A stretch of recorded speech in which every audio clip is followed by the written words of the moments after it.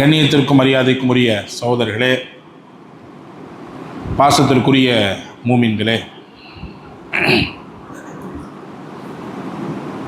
நாம் எல்லாரும் மீண்டும் மீண்டும் கேட்கக்கூடிய ஒரு துவா, சொல்லப்போனால் நம்மிலே பலருக்கு அப்படியே மனதிலே பதிந்த ஒரு துவா.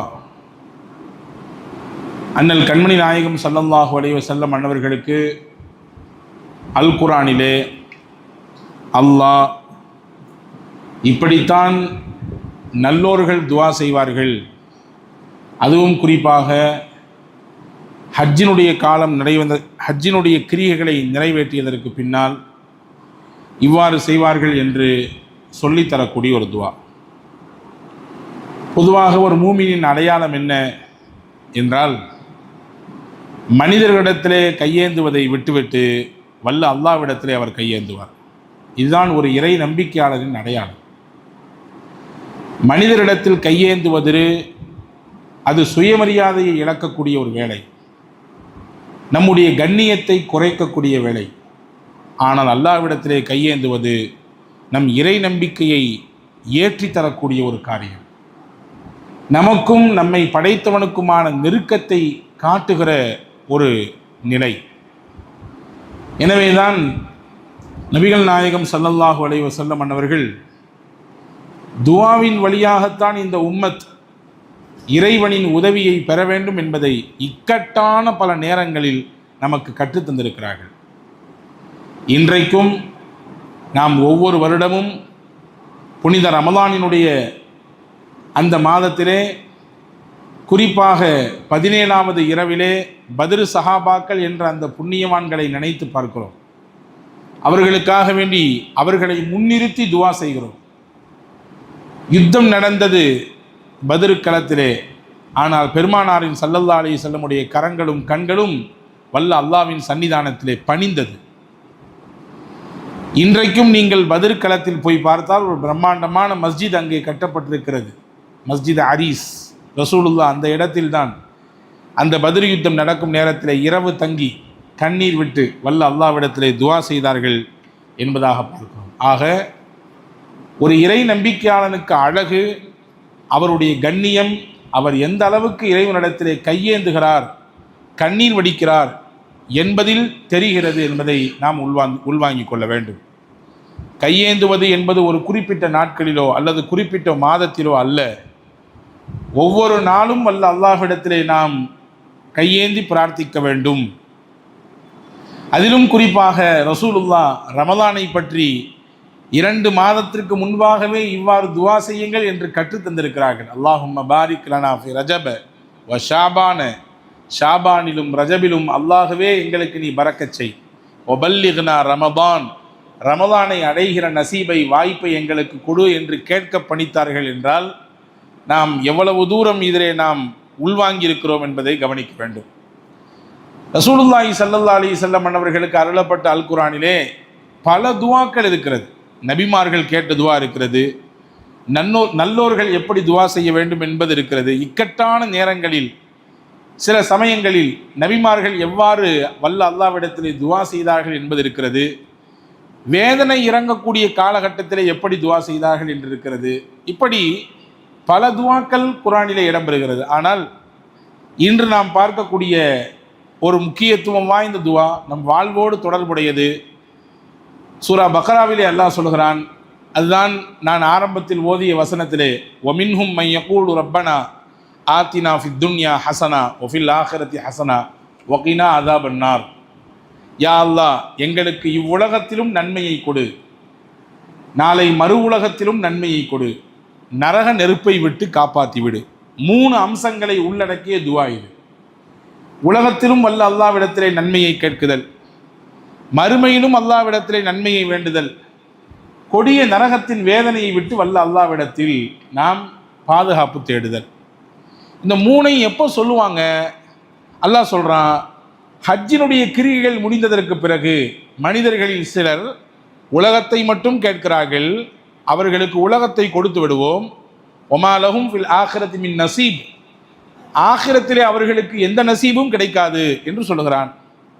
அடுத்து அல்லாஹ் சொல்லுகிறான், சில மனிதர்கள் இருக்கிறார்கள், உலகத்தையும் அல்லாஹ்ட்ட கேட்குறாங்க, ஆகிரத்தையும் அல்லாஹ் கேட்குறாங்க, ரெண்டுமே வேணும்னு கேட்குறாங்க. நாம் அவர்களுக்கு வழங்குவோம் என்பதை வல்ல அல்லாஹ் சூசகமாக இங்கே சொல்லித் தருகிறான். அதில் செய்தனா அனஸ் இப்னு மாலிக் ரலியல்லாஹு அன்ஹு அவர்கள் நபித்தோழர்களில் ரொம்பவும் முக்கியமானவர்கள். நபியோடு 10 ஆண்டுகள் நபியினுடைய ஹித்மத்திலே பணிவிடையிலே இருந்தவர்கள். அதிகமாக ரசூலுல்லாஹ் என்ன துவா கேட்பார்கள் என்று அந்த சஹாபி இடத்திலே கேட்டால் அனஸ் இப்னு மாலிக் ரலியல்லாஹு சொல்கிறாங்க, ரசூலுல்லாஹ் அதிகம் கேட்ட துவா என்றால் இந்த ரப்பனா ஆத்தினா துவா தான். ரசூலுல்லாஹ் நிறைய கேட்டிருக்காங்க. திரும்பின இடமெல்லாம் இந்த துவாவை ஓதுவார்கள், மீண்டும் மீண்டும் மடக்கி மடக்கி ஓதுவார்கள். எனவே தான் அல்லாமா இப்னு கசீர் ரஹிமஹுல்லாஹ் அவர்கள் தன்னுடைய விரிவுரையிலே, திருக்குர்ஆனுடைய விரிவுரையிலே இந்த துவாவை பற்றி விளக்கம் எழுதுகிற பொழுது இப்படி ஒரு செய்தி எழுதியிருக்கிறார்கள். உலகத்தில் என்ன நலவெல்லாம் உண்டோ எல்லா நலவையும் ரசூலுல்லாஹ் இந்த இடத்திலே, இந்த துவாவிலே முன்வைத்து விட்டார்கள். அல்லாஹ் அதை சொல்லிவிட்டான். உலகத்தில் என்னென்ன விதமான தீங்குகள் உண்டோ எல்லா தீங்குகளை விட்டும் பாதுகாப்பு வேண்டக்கூடிய செய்தியை அல்லாஹ் இதுக்குள்ளே வைத்து விட்டான். எனவே நலவை வேண்டக்கூடியவர்களும் தீங்கிலிருந்து பாதுகாப்பு வேண்டும் என்று நினைக்கக்கூடியவர்களும் இந்த துவாவை ஓதினால் போதுமானது என்று ஹஜ்ரத் அல்லாமா இப்னு கசீர் ரஹிமஹுல்லாஹ் அவர்கள் சொல்லித் தருவதை நாம் பார்க்கிறோம். எனவே தான் நீங்கள் மக்காவிற்கு, மதீனாவிற்கு, ஹஜ் உம்ராவுக்கு செல்லக்கூடிய பயணிகளிடத்தில் கேட்டால் தெரியும், அல்லது போய் வந்தவர்களுக்கு விளங்கும். காபாவை தவாஃப் செய்கிறோம். காபத்துல்லா என்பது பாக்கியமான ஒரு இறை இல்லம். உலகத்தில் முதலில் இறைவனை வணங்குவதற்காக, அவனை நிலைநிறுத்துவதற்காக வேண்டி கட்டப்பட்ட ஒரு ஆலயம். அந்த காபாவை வலம் வர வேண்டும் என்பது அல்லாஹுவின் உத்தரவு. ஃபல்யத்தவஃபு பில் பைத்தில் அதீக், பழமையான இந்த வீட்டை நீங்கள் தவாஃப் செய்யுங்கள் என்று அல்லாஹ் சொல்கிறார். இப்போ தவாஃபிலே ஒவ்வொரு சுற்றுக்கும் ஒரு துவா இருக்கிறது. நபிகள் பெருமானா ஸல்லல்லாஹு அலைஹி வஸல்லம் கற்றுக் கொடுத்திருக்கிறார்கள். ஒவ்வொரு சுற்றுக்கும் ஒரு துவா இருக்கிறது. சுற்றின் துவக்கம் ஹஜ்ருல் அஸ்வத் கல்லிலிருந்து துவங்கி மறுபடியும் அந்த சதுர கட்டிடத்தை ஒரு சுற்றி மறுபடியும் அந்த ஹஜ்ருல் அஸ்வத் கல்லுக்கு வந்தால் ஒரு சுற்று. இந்த மாதிரி 7 சுத்த வேண்டும். ஆனால் நபிகள் நாயகம் ஸல்லல்லாஹு அலைஹி வஸல்லம் ஒவ்வொரு சுற்றுக்கும் தனித்தனி துவாக்களை சொல்லிக் கொடுத்த பெருமானார் குறிப்பிட்ட ஒரு இடத்தில் மட்டும் இந்த துவாவை ஓத பணித்தார்கள். ஹஜ்ருல் அஸ்வத் என்ற கல் எந்த கார்னரில் இருக்கிறதோ, எந்த மூலையில் இருக்கிறதோ அதற்கு முந்திய மூலை ருக்னே யமானி என்று சொல்வார்கள், யமானி கார்னர். அந்த ருக்னே யமானியிலிருந்து ஹஜ்ருல் அஸ்வத் வரை வரக்கூடிய அந்த இடைப்பட்ட இடத்திலே எத்தனை முறை நீங்கள் காபாவை சுற்றினாலும் அந்த இடத்தில் மட்டும் ரப்பனா ஆத்தினா துவா தான் ஓத வேண்டும். ஏன்?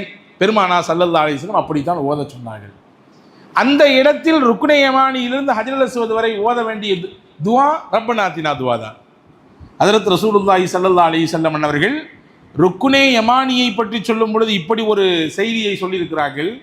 அந்த ருக்னே யமானி கார்னர், காபாவிலே இருக்கக்கூடிய 4 மூலைகளில் ஒன்றாக இருக்கக்கூடிய 4 கார்னரில் ஒன்றாக இருக்கக்கூடிய ருக்னே யமானியிலே 70,000 மலக்குகள் இருக்கிறார்கள்.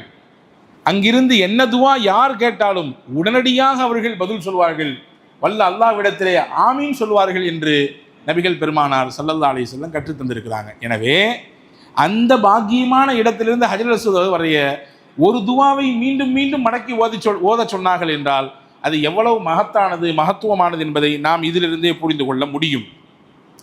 எனவே தான் சையதுனா அப்துர் ரஹ்மான் பின் அவுஃப் ரலியல்லாஹு அன்ஹு அவர்கள் காபத்துல்லாவை சுற்றி வந்தாங்க. காபத்துல்லாவை சுற்றி வந்துட்டு இருக்கும் பொழுது எல்லா சுற்றுலையுமே இந்த துவா ஒருத்தர் மடக்கி மடக்கி ஓதினாராம். எல்லா சுற்றுலையுமே தனித்தனியாக துவாக்கள் இருந்தாலும் கூட இதையே திரும்ப திரும்ப ஓதி வந்தாராம். அப்போ ஹஸரத் அப்துர் ரஹ்மான் பின் அவுஃப் ரலியல்லாஹு அன்ஹு கேட்டாங்களாம் அவர்கிட்ட, எப்போ நீ இந்த துவாவையே திருப்பி ஓதுற மாதிரி தெரியுதா, வேற துவாக்கள்லாம் தெரியாதா அப்படின்னு கேட்டாங்களாம். உடனே அந்த மனிதர் சொன்னாராம், நிறைய துவாக்கள் தெரியும், நபிகள் பெருமானா ஸல்லல்லாஹு அலைஹி வஸல்லம் தனித்தனியாக துவாக்கள் கற்றுக் கொடுத்துருக்காங்க, ஆனால் எல்லா நலவுகளையும் உள்ளடக்கிய துவாவாக இது இருக்கிறது, எனவே இதையே நான் ஓதுகிறேன். குர்ஆனும் அப்படித்தானே சொல்லுகிறது, நல்லோர்கள் ஓதுகிற துவா என்று தானே இதை அடையாளப்படுத்துகிறது, எனவே நான் இதையை ஓதி போதுமாக்கிக் கொள்கிறேன் என்று அந்த மனிதர் சொன்னதாக ஒரு செய்தியை நாம் பார்க்கிறோம். எனவே அன்பர்களே, இந்த துவாவில் 3 முக்கிய அம்சங்கள் இருக்கிறது. ஒன்று, உலகத்தில் நன்மையை கேட்கிறோம், உலகத்தில் நன்மை வேண்டும். உலகத்தை மறந்த ஆகிரத் இல்லை, ஆகிரத்தை விட்டு விட்டு உலகம் இல்லை, ரெண்டுமே இல்லை. இதுக்காக வேண்டி அதை விடுதலும் கூடாது, அதற்காக வேண்டி இதை உதறி தள்ளுவதும் கூடாது. ரெண்டும் வேண்டும். இரண்டும் இரண்டு கண்களை போன்று. மனிதனுக்கு எப்படி இந்த கண் வேண்டுமா அந்த கண் வேண்டுமா என்று யாரிடத்திலாவது கேட்டு எனக்கு இது வேண்டும் இது வேண்டாம் என்று சொல்ல முடியுமா? அப்படித்தான் உலகமும் வேண்டும், மறுமையும் வேண்டும். அப்படி என்றால் என்ன பொருள்? உலகத்தை அடைய வேண்டி நாம் ஆகிரத்தையும் விட்டுவிடக்கூடாது. ஆகிரத் மட்டுமே போதும், உலகம் எனக்கு ஒரு பொருட்டல்ல, அது கிடைத்தால் கிடைக்கிறது, கிடைக்கவில்லை என்றால் பரவாயில்லை என்று ஒதுக்கி தள்ளிவிட்டும் போக முடியாது. ரெண்டிலும் நலவு வேண்டும். இந்த ரெண்டு நலவையும் கேட்கக்கூடிய துவாவாக இது இருக்கிறது. ஹதீஸிலே வருகிறது, நபி ஸல்லல்லாஹு அலைஹி வஸல்லம் அன்னவர்கள் ஒரு சஹாபியை சந்திக்க போகிறாங்க. அந்த சஹாபிக்கு உடம்பு சரியில்லை. உடம்பு சரியில்லைன்னு சொன்னால் நலம் விசாரிப்பது நாயகத்தினுடைய உயர்ந்த சுன்னத்துகளில் ஒன்று இல்லையா? இன்னைக்கு நம்மள அதை பல பேர் விட்டுட்டோம் சொல்ல போனால். ஆனால் நலம் விசாரித்தல் என்பது நாயகத்தினுடைய உயர்ந்த சுன்னத்துகளில் ஒன்று. நலம் விசாரிக்க போகிறாங்க, பார்த்தா அவர் ரொம்ப முடியாமல் இருக்கிறார். உடலெல்லாம் அப்படி உருகி போயிடுச்சு. ஆள் ரொம்ப மெலிஞ்சு போயிட்டார். சதைப்பட்டெல்லாம் இல்லை, அப்படியே ஒரு நோஞ்சானை போன்று இருக்கிறார். அப்போ விசாரிச்சுட்டு நல்லா தானே இருந்தார் இவர், ஏன் திடீர்னு இப்படி ஒரு மாற்றம், திடீர்னு ஏன் இப்படி ஒரு பெரிய நோயினால் தாக்கப்பட்ட மாதிரி நீண்ட காலம் படுக்கையில் படுத்திருக்கிற மாதிரி எல்லாம் இருக்குது இவரை பார்த்தா அப்படின்னு சொல்லிட்டு விசாரிச்சாங்க. அவர் பக்கத்துலேயே போய் கேட்டாங்க, இப்போ நீ ஏதாவது முன்ன பின்ன ஏதாவது பேசுனியா, ஏதாவது நடந்துச்சா அப்படின்னு கேட்டாங்க. உடனே அவர் சொன்னார், இல்லை நபி அல்லாவின் திருத்தூதர்களே, நான் அல்லாட்ட ஒரு துவா செஞ்சேன், அந்த துவாவுக்கு பின்னாடி தான் இப்படி ஆகிட்டேன் அப்படின்னார். துவா செஞ்சு இப்படி ஆகிட்டியா? துவா செஞ்சு நல்லா தான் ஆகும் எல்லாம், நீ எப்போ துவா செஞ்ச பின்னாடி இப்படி ஆகிட்டே அப்படின்னு கேட்டான். இல்லை நான் கேட்ட துவா அப்படி. என்ன துவா அப்படி கேட்ட? யா அல்லாஹ், ஹதீஸிலே வருகிறது, இறைவா எனக்கு அல்லாஹும்ம மா குன்த முஆகிபி பிஹி ஃபில் ஆகிரதி ஃபஅஜ்லிஹு லி ஃபித் துன்யா, நான் செய்த தவறுகளுக்கு பாவங்களுக்கு மறுமையில் எனக்கு நீ தண்டனை கொடுப்பதாக இருந்தால், நிறைய பாவம் செஞ்சுருக்கேன், எனக்கு தான் தெரியும் என்னுடைய பாவத்தை பற்றி, எனக்கு தான் தெரியும் என்னுடைய தீமைகளை பற்றி, நான் உங்களை சஜஸ்ட் பண்ணக்கூடாது நீங்கள் அப்படி இப்படின்னு, நான் என்னை தான் கேட்க வேண்டும். என்னுடைய பாவம் என்னுடைய தீமைகள் எவ்வளவு என்பது எனக்கு தெரியும். இவர் சொல்கிறார், இறைவா நான் செய்த தவறுகளுக்கு பாவங்களுக்கு நீ எனக்கு மறுமையில் தண்டனை தருவதாக இருந்தால் இப்பவுமே கொடுத்துரு, எல்லாத்தையும் இந்த உலகத்திலே கொடுத்துரு, ஆகிரத்தில் தராத. இங்கேயாவது ஏதாவது ஒன்று பண்ண ஆச்சுன்னா உதவி செய்கிறதுக்கு ஆள் இருக்குது, சப்போர்ட் பண்ணுறதுக்கு ஆள் இருக்குது, பார்த்துக்கிறதுக்கு ஆள் இருக்குது. நாளைக்கு மறுமையில் யாரும் கிடையாது, நான் எங்கே போய் நிற்பேன்? எனவே தண்டனை தருவதாக இருந்தால் எனக்கு உலகத்திலேயே கொடுத்து விடு அப்படின்னு கேட்டார். சொல்கிறாங்க ஸல்லல்லாஹு அலைஹி வஸல்லம் இடத்துல இவர் இந்த சாபி சொன்னோன்னு ஸல்லல்லாஹு அலைஹி வஸல்லம் கோவப்பட்டாங்க. என்னங்க இப்படியா கேட்குற துவா அல்லாட்ட? அல்லாஹ்விடத்துல இங்கேயே கொடுத்துருன்னா கேட்கறது தண்டனையே? அல்லாஹ் கொடுத்தா உன்னையால் தாங்க முடியுமா? நம்ம செய்கிற பாவத்துக்கெல்லாம் அல்லாஹ் ஒரு திரும்பி பார்த்தான்னா நம்ம கதை என்ன ஆகும்? கரிஞ்சு போயிட மாட்டோம்? நம்முடைய நிலைமை தலைகீழாக மாறிடாது? அப்படி கேட்கக்கூடாது. அப்படியே நீ ஆகிரத்தில் கொடுக்கக்கூடிய தண்டனையை கேட்டாலும் லஸ் ததஅதஹு வலா துதீகுஹு, உன்னால் தாங்கிக் கொள்ளவும் முடியாது, அதற்கு உனக்கு சக்தியும் கிடையாது. ரசூலுல்லாஹ் சொன்னாங்க. எப்படி கேட்கணும் அல்லாஹ்ட்ட? ஹல்லா குல்த அல்லாஹும்ம ரப்பனா ஆதினா ஃபித் துன்யா ஹஸனா வஃபில் ஆகிரத்தி ஹஸனா வகினா அஸாபன்னார். யா அல்லாஹ், எனக்கு உலகத்திலே நன்மையை தா, நாளைக்கு ஆகிரத்திலே நன்மையை கொடு, என் பாவத்தினாலே நரகத்தில் போட்டு என்னை கரித்து விடாதே, அந்த வேதனையை விட்டு பாதுகாத்து விடு. இப்படிலாம் துவா செய்யணும். இப்படி செஞ்சிருந்தா அல்லாஹு தஆலா உனக்கு ரெண்டையும் கொடுத்துருப்பானே, உன் பாவத்தையும் அழிச்சிருப்பானே, உலகத்திலையும் நல்ல நிலைமையை கொடுத்து ஆகிரத்தில் நல்ல நிலைமையை கொடுத்துருப்பானே, ஏன் மாற்றி கேட்டீங்க அப்படின்னு சொல்லி கொடுத்து அங்கே ஒரு பாடம் நடத்தி விட்டு ரசூலுல்லாஹி ஸல்லல்லாஹு அலைஹி வஸல்லம் வந்தாங்க. அதுக்கடுத்து அவருக்காண்டி துவா செஞ்சாங்க, அவருடைய நிலைமை மாறிச்சுன்றதை பார்க்குறோம். இங்கே நமக்கான செய்தி என்னென்னா, இங்கே உலகத்திலேயே நாம் எல்லாத்தையும் அனுபவிச்சிட வேண்டியது தான், ஆகிரத்தில் நிம்மதியாக இருக்கணும், நம்ம பாவங்களுக்கெல்லாம் அங்கே தண்டனை கிடைக்கக்கூடாதுன்ற பார்வை தவறானது என்பதை பெருமானார் ஸல்லல்லாஹு அலைஹி வஸல்லம் சொல்லித்தராங்க. இப்போ உலகத்தில் நன்மை அல்லாஹ்ட்ட கேட்கணும், நல்லா இருக்கணும்னு கேட்கணும், நல்லா சம்பாதிக்கணும்னு கேட்கணும், நான் நல்லா உழைக்கணும்னு கேட்கணும், நான் நிறைய பொருள் ஈட்டணும்னு கேட்கணும், என் கையில் வரக்கூடிய காசு பணங்களை கொண்டு 4 பேருக்கு உதவி செய்யணும்னு கேட்கணும். இதெல்லாம் இருந்தால் தானே இதெல்லாம் அடுத்தடுத்து நடக்கும். இப்போ நல்லதை அல்லாஹ்விடத்தில் வேண்ட வேண்டும் என்பதை நபிகள் நாயகம் ஸல்லல்லாஹு அலைஹி வஸல்லம் அன்னவர்கள் நமக்கு இங்கே அழகாக கற்றுத்தருகிறார்கள். உலகத்திற்காக வேண்டிய ஆகிரத்தை விடக்கூடாது, அதே போன்ற ஆகிரத்திற்காக வேண்டி உலகத்தையும் விடக்கூடாது. ஹதீஸிலே வருகிறது, சில சஹாபாக்கள் நபி ஸல்லல்லாஹு அலைஹி வஸல்லுடைய வீட்டினுடைய செயல்பாடு எப்படி இருக்கும் அப்படின்னு கேட்க வந்தாங்க. ரசூலிடத்திலே சஹாபாக்கள் வந்து கேட்டாங்க, யா ரசூலல்லாஹ், உங்களை மாதிரி நாங்கள் கிடையாது, ஏன்னா உங்களுடைய முன்பின் பாவங்கள் எல்லாம் மன்னிக்கப்பட்டு போச்சு. அது மட்டுமல்ல, உங்கள் சக்திக்கு எங்களால் ஈடு கொடுக்க முடியாது. மனிதர்களில் தனி ஒரு ஆற்றலையும் ஒரு மகத்தான சக்தியையும் வலுவையும் அல்லாஹ் உங்களுக்கு தந்திருக்கிறான். அந்த மாதிரிலாம் எங்களால் இருக்க இயலாது. எனவே மட்டுமல்ல, உங்களுடைய முன்பின் பாவங்க மன்னிக்கப்பட்டு போச்சு. அதனால் நாங்கள் கொஞ்சம் கூடுதலாக இபாதத்தில் கவனம் எடுக்கணுமோ, ஆகிரத்து விஷயத்தில் ரொம்ப எங்களை நாங்கள் வருத்தி கொள்ள வேண்டிய சூழல் ஏற்படுமோ அப்படின்ற மாதிரியான கண்ணோட்டத்தில் கேட்குறாங்க.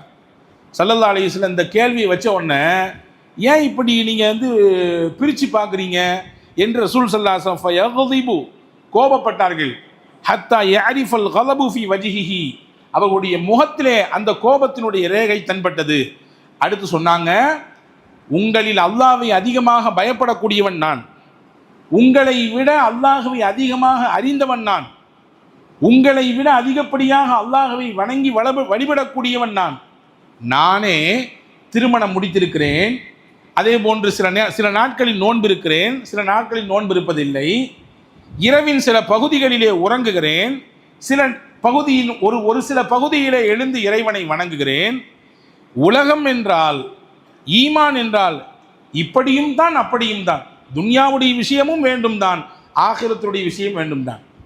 இதற்காக வேண்டி அதை விடுதலும் கூடாது, அதற்காக வேண்டி இதை விடுதலும் கூடாது என்பதை நபிகள் நாயகம் ஸல்லல்லாஹு அலைஹி வஸல்லம் அவர்கள் சொல்லி தந்ததாக நாம் பார்க்கிறோம். இப்போ வருத்தி கொள்ள வேண்டான்றாங்க. நீங்கள் வருத்தி கொண்டு அமல் செய்வதை நீங்கள் செய்ய முற்படாதீர்கள் என்றார்கள். ஸைனப் ரலியல்லாஹு தஆலா அன்ஹாவை பற்றி ஒரு ஹதீஸ் இருக்கிறது. ரசூலுல்லாஹ் பள்ளிவாசல் வந்து வெளியே வந்தாங்க. வெளியே வந்து பார்த்தா 2 தூணுக்கு இடையில ஒரு பெரிய கயிறு கட்டப்பட்டிருந்துச்சு. நபி கேட்டாங்க, இந்த கயிறு என்ன கயிறுன்னு கேட்டாங்க. சஹாபாக்கள் சொன்னாங்க, யா ரசூலுல்லாஹ், ஸைனப் ரலியல்லாஹு தஆலா, யார் வேற யாரும் இல்லை, நாயகத்தினுடைய துணைவியார்களில் ஒருவர், உம்மஹாத்துல் மூமினீன், உம்மஹாத்துல் மூமினில் கட்டுப்பட்டவங்க அம்மா ஸைனப் ரலியல்லாஹு தஆலா அன்ஹா, அவங்க கட்டி வச்சிருக்காங்க கயிறுன்னாங்க. எது கட்டி வச்சிருக்காங்கன்னு கேட்டாங்க நபி. இல்லை, அவங்க இபாதத் செஞ்சுட்டு கொண்டு இருக்கும் பொழுது உடம்பு டயர்ட் ஆகிடுச்சுன்னா, சோர்வாயிடுச்சுன்னா, தூக்கம் வந்து போயிடுச்சுன்னா, அந்த கயிறால் தன்னை அப்படி கட்டிக்குவாங்க, கொஞ்சம் தூக்கமெல்லாம் கலைஞ்சிரும், மறுபடியும் இபாதத் செய்வாங்க, ஓதுவாங்க, தொழுவாங்க அப்படின்னு. ஸல்லல்லாஹு அலைஹி வஸல்லம், அப்படியா, பரவாயில்லையே, இந்த அளவுக்கு வருத்திக்கிட்டு இபாதத்தில் அமலில் ஈடுபாடாக இருக்காங்கன்னு சொல்லி ரசூலுல்லாஹ் பாராட்டலை. ஹதீஸில் வருகிறது, அந்த கயிறை முதல்ல அவுத்து விடுங்கன்னு சொன்னாங்க. கயிறை அவுத்து விடுங்கன்னு சொன்னாங்க. சொல்லிட்டு சொன்னாங்க, உங்களில் எப்பொழுது ஈடுபாடும் சுறுசுறுப்பும் எல்லாருக்கும் இருக்குமோ அந்த நேரத்தில் அல்லாஹ்வை வணங்கணும்னா வணங்குங்க, அப்படி இல்லாத நேரத்தில் நீங்கள் உறங்குங்கள், உங்கள் உடலுக்கான ஓய்வை கொடுங்கள் என்று பெருமானார் ஸல்லல்லாஹு அலைஹி வஸல்லம் அவர்கள் சொல்லி தந்தார்கள். இந்த ஹதீஸை தப்பாக புரிஞ்சிடக்கூடாது. எனக்கு சுறுசுறுப்பே காலில் ஃபஜரில் வர்றது இல்லை ஹஜ்ரத், எப்போதுமே டயர்டாக தான் இருக்குது, அதனால் இந்த ஹதீஸிலிருந்து நான் நாளையிலேருந்து இதை ஃபாலோ பண்ணிக்கிறேன் அப்படின்னு நீங்கள் மாற்று கருத்தில் எடுத்துடக்கூடாது. இது ரசூலுல்லாஹ் சொன்னது நஃபிலான வணக்கத்திற்கு. நஃபிலான வணக்க வழிபாடு எப்போ செய்யணும்? நான் உடம்பு நல்ல ஆரோக்கியமாக இருக்குது, சுறுசுறுப்பாக இருக்குது, நம்மளால் ஈடுபாடோடு செய்ய முடியுன்ற பொழுது செய்ய வேண்டும். முடியலையா, நீங்கள் ஓய்வு எடுத்துக்கலாம், நீங்கள் உங்கள் உடலுக்கு ஓய்வை கொடுக்கலாம். அபூ தர்தா ரலியல்லாஹு அன்ஹு, அவங்களுடைய நெருங்கிய தோழர் ஒருவர் சல்மான் ரலியல்லாஹு அன்ஹு, 2 பேரும் ரொம்ப க்ளோஸ் ஃப்ரெண்டு. இவங்க வந்து சல்மான் ரலியல்லாஹு அன்ஹு ஒரு நாள் அபூ தர்தா ரலியல்லாஹு வீட்டுக்கு போகிறாங்க. அவரை போய் பார்த்து பேசிட்டு வரலான்னு போகிறான். அன்னைக்கு நைட் அங்கே தங்குற மாதிரி ஒரு சூழல். உம்மு தர்தா ரலியல்லாஹு கேட்டாங்க, மனைவிட்ட, நண்பருடைய துணைவியிட்ட கேட்டாங்க, எப்படி கணவர் நல்லா இருக்கிறாரா, எப்படி என்ன ஏதுன்னு கேட்கும் பொழுது அந்த அம்மா கொஞ்சம் ஒரு திருப்தி இல்லாத பதில் சொன்னாங்க. உங்கள் நண்பருக்கு உலகத்தின் மீது தான் எந்த ஆசையும் இல்லை, அக்கறையும் இல்லை, குடும்பத்தின் மீது அந்தளவுக்கு பெருசாலாம் ஒன்றும் ஈடுபாடெலாம் இருக்க மாதிரி தெரியல அப்படின்ற மாதிரி ஒரு திருப்தி இல்லாத பதில் சொன்னாங்க. புரிஞ்சுக்கிட்டாங்க. வீட்டுக்காரங்க பொஞ்சாதிக்கு இடையில ஒரு சரியான ஒரு புரிதல் இல்லாத ஒரு சூழல் ஏற்பட்டுருக்குது அப்படின்றது புரிஞ்சுக்கிட்டாங்க. அந்த இடைவெளி ஏன் ஏற்படுதுன்றது விளங்கிட்டாங்க. அந்த இடைவெளி ஒரு கணவனுக்கும் மனைவிக்கும் இடைவெளி எங்கே ஏற்படுன்றத ஹஜ்ரத் ரசூல் ஸல்லல்லாஹு அலைஹி வஸல்லம் சஹாபி அழகாக சொல்லிக்கிறாங்க பாருங்க. புரிஞ்சுட்டாங்க. புரிஞ்சுட்டு வந்து வெளியேந்து வந்தார் அபூ தர்தா. சாப்பாடு எடுத்து மனைவி வச்சாங்க முன்னாடி. வருந்த விருந்தாளி சல்மான் ரலியல்லாஹு சாப்பிட போகிறாங்க. அபூதர்தா நான் சாப்பிட்லங்கிறார். ஏன் சாப்பிட்லன்னு கேட்டான். இல்லை நான் நோன்பு வச்சுருக்கேன். நஃபிலான நோன்பு தானே? ஆமாம். விருந்தினர் வந்தால் நஃபிலான நோன்பு விடலாம், விட்டுக்கோ, பின்னாடி நோன்பு வச்சுக்கலாம். இல்லை நோன்பு வச்சு பரவாயில்ல, அனுமதி இருக்குது மார்க்கத்தில். நஃபிலான நோன்பு எதிர்பாராத விதமாக வீட்டுக்கு விருந்தினர் வந்து விட்டார் என்றால் நீங்கள் என்ன செய்து கொள்ளலாம்? அவரை கண்ணியம் செய்ய வேண்டும் என்ற அடிப்படையில், அவரோடு சேர்ந்து உணவருந்த வேண்டும் என்ற அடிப்படையில், அவர் மனசை சந்தோஷப்படுத்தணுன்ற அடிப்படையில் நஃபிலான நோம்பாக இருந்தாலும் விட்டுக்கலாம். ஆனால் பின்னாடி இதை கலா செஞ்சிடணும், பின்னாடி இதை வச்சிடணும். அது விட்டாச்சு. சரி, ராத்திரி எல்லாம் முடிஞ்சு இரவிலே உறங்க போனால் ஒரு பாயை மட்டும் விரிக்கிறார், ஒரு பெட்டை மட்டும் விரிக்கிறார். இன்னொரு பெட்டு எங்கே உனக்கு? நான் தொழுக போகிறேன் அப்படின்னார். தொழுகையா? போய்க்கலாம், நீனும் என் கூட சேர்ந்து படுத்தாங்க. கொஞ்ச நேரம் கூட ஆகலை, எந்திரிச்சு நான் தொழுக போகிறேன்னார். படுங்க. இன்னும் கொஞ்ச நேரம் ஆச்சு, எந்திரிச்சாங்க. நான் சொல்கிற வரை எந்திரிக்கக்கூடாது, தூங்கணும் அப்படின்ட்டாங்க. செய்தனா சல்மான் ரலியல்லாஹு தூங்கிட்டார். இரவனுடைய பிற்பகுதி வந்தது, தஹஜ்ஜுத்தினுடைய நேரம் வந்துச்சு. அப்போ சல்மான் ரலியல்லாஹு எழுப்பி விட்டாங்க. இப்போ வாங்க தொழ போகலாம்னு சொல்லி தொழுவத்துக்கு கூட்டு போனாங்க. கூட்டு போயிட்டு தொழுதெல்லாம் முடித்த பின்னாடி தன் நண்பர்கிட்ட உட்காந்து ஆசுவாசமாக பேசினாங்க. ஒரு விஷயத்தை ஒருத்தோட்ட நம்ம கடத்தணும்னு நினைக்கிறோம், எடுத்தோம் கவிழ்த்தோம் தட்டாமுட்டான்னு பேசுறது இருக்குது, மனங்களை முறித்து விடும். எந்த சூழல், எந்த மாதிரியான சிச்சுவேஷன், அவருடைய நிலைமை என்னன்றதை புரிஞ்சுக்கிட்டு அவருக்கு தோதுவாக நாம் ஒரு விஷயத்தை கடத்தும் பொழுது நிச்சயம் நாம் எதிர்பார்ப்பது நடக்கும். அது குடும்பத்தில் ஆனாலும் சரிதான், பிள்ளைகள்கிட்ட ஆனாலும் சரிதான், மனைவி கணவன்கிட்ட ஆனாலும் சரிதான், உங்களுக்கு கீழே வேலை செய்யக்கூடிய பணியாட்கள் ஆனாலும் சரிதான். அதுக்கு நேர காலம் இருக்குல்ல, இடம் பொருள் அறிந்து பேசுன்னு சொல்கிறான தமிழில், அந்த மாதிரியான ஒரு சூழல். அதாவது சல்மான் ரலியல்லாஹு உட்காந்து சொன்னாங்க, அப்பா உன்னுடைய இபாதத்து எனக்கு புரியுது, உன்னுடைய ஆர்வம் எனக்கு விளங்குது. அதே நேரத்தில் உன் கண்ணுக்குன்னு நீ செய்ய வேண்டிய கடமை இருக்குது. உறங்கணும், ரெஸ்ட் எடுக்கணுமல்ல. உன் கண்ணுக்கு செய்ய வேண்டிய கடமைகள் இருக்கிறது, உன் உடலுக்கு செய்ய வேண்டிய கடமை இருக்குது, உன் மனைவிக்குன்னு சில கடமைகள் ஒன்றை இருக்குதுப்பா. அந்த இடைவெளி கொஞ்சம் கேப்பான மாதிரி எனக்கு தெரியுது அந்த அம்மா பேச்சில்.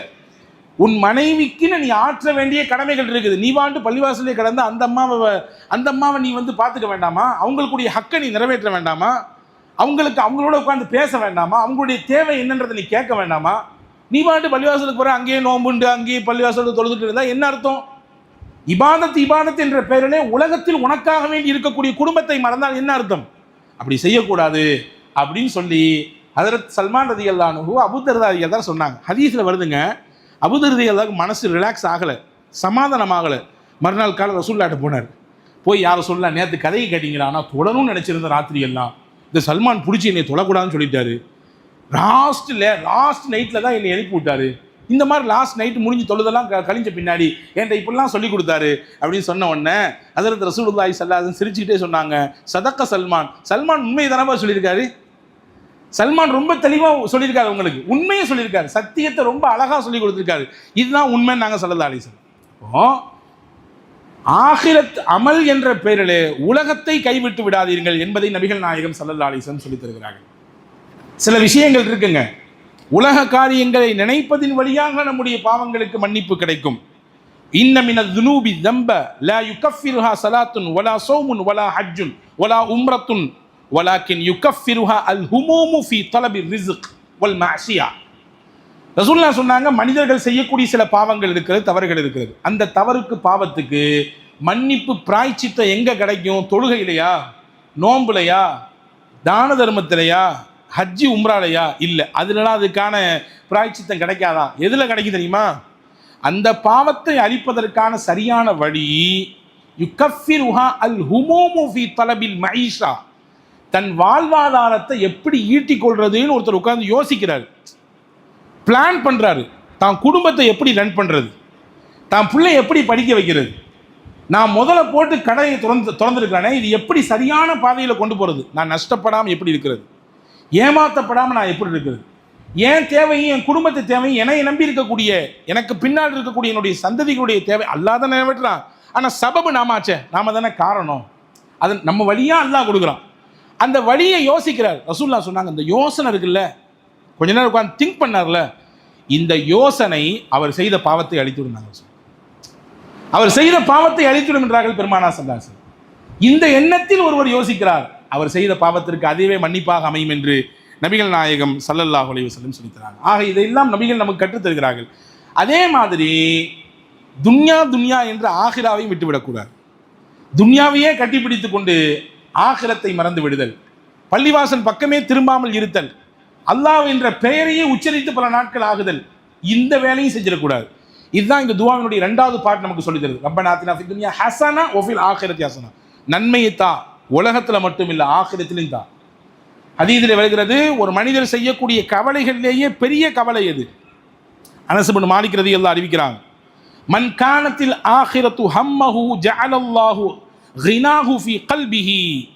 யாருடைய கவலை ஆகிரத்தில் வல்ல அல்லாஹ்வினுடைய அதாபிலிருந்து நான் தப்பிக்க வேண்டுமே, என் நன்மையின் தட்டு கணக்க வேண்டுமே, வல்ல அல்லாஹ் எல்லாருக்கும் முன்னால் என்னை விசாரிப்பான், அந்த விசாரணைக்கு நான் சரியாக முகம் கொடுக்க வேண்டுமே, என் நன்மைகள் என்னிடத்தில் நிறைய இருக்க வேண்டுமே, என் பாவங்கள் எல்லாம் குறைவாக, சொல்ல போனால் ஒன்றுமில்லாமல் பஞ்சு போன்று இருக்க வேண்டுமே என்று ஆகிரத்தில் தப்பிக்க வேண்டும் என்பதை குறிக்கோளாக தன்னுடைய முக்கிய கவலையாக அமைத்துக் கொள்வாரோ அல்லாஹ் அவருக்கு என்ன கொடுப்பான்?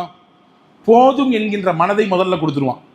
போதும் என்ற மனதே பொன் செய்யும் மருந்து நான் தமிழ்ல, அந்த போதுமான மனதை கொடுத்து விடுவான். அது மட்டுமல்ல, அவருக்கு என்று என்னென்ன நிர்ணயிக்கப்பட்டிருக்குதோ, அது எங்கெங்கெல்லாம் தடப்பட்டு இருக்குதோ அதையெல்லாம் கொண்டு வந்து சேர்த்துருவான். ஏன்னா இவருடைய முக்கிய பிரதான கவலையாக எது இருக்கிறது?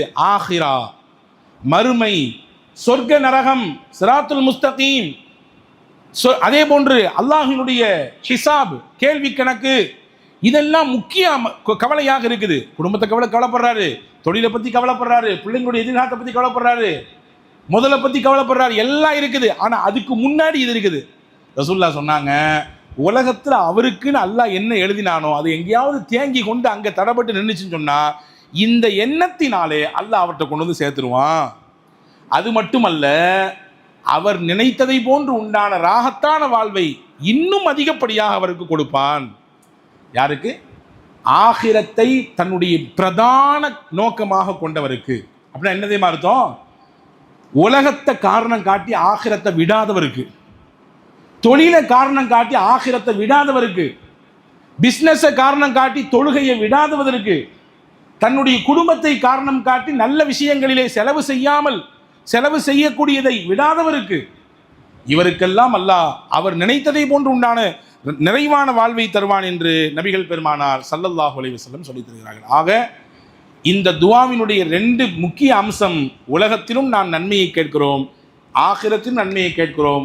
மூன்றாவது முத்தாய்ப்பாக வல்ல அல்லாஹ்விடத்திலே அல்லாஹ் இப்படி கேட்க சொல்கிறான், ஒஃபில் ரப்பனா ஆத்தினா ஃபித் துன்யா ஹஸனா ஒஃபில் ஆகிரத்தி ஹஸனா வகீனா அஸாபன்னார். யா அல்லாஹ், நரகத்தின் கொடிய நெருப்பிலிருந்து, அதன் வேதனையிலிருந்து அதற்கு முகம் கொடுக்காமல் எங்களை பாதுகாத்து விடு, அதனுடைய தீங்கிலிருந்து எங்களை நீ காத்துவிடு என்று வல்ல அல்லாஹ்விடத்திலே நரகத்தை விட்டு காவல் தேடக்கூடிய ஒரு அம்சத்தையும் அல்லாஹ் வைத்திருக்கிறார். எனவே தான் நான் சொன்னேன், ஒட்டுமொத்த நலவையும் தாங்கி இருக்கக்கூடிய ஒரு துவா இந்த துவா, ஒட்டுமொத்த தீங்கிலிருந்து பாதுகாப்பை கேட்கக்கூடிய துவா இந்த துவா. ஹஜ்ரத் அல்லாமா இப்னுல் கஸீர் ரஹிமஹுல்லா அவர்கள் சொல்வதை போன்று. எனவே தான் எல்லாரும் நம்மிலே இந்த துவாவை மனனம் செய்து வைத்திருக்கிறோம்.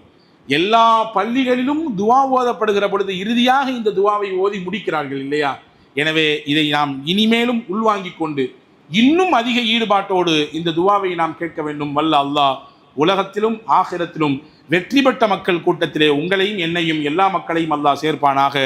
கொடிய நரகத்தின் வேதனைகளை விட்டு பாதுகாத்து உயர்ந்த சொர்க்கமாம் ஜன்னத்துல் ஃபிர்தௌஸிலே உங்களையும் என்னையும் நம் குடும்பத்தினர் யாவரையும் அல்லாஹ் உல்லாசமாக சந்தோஷமாக பிரவேசிக்க செய்வானாக.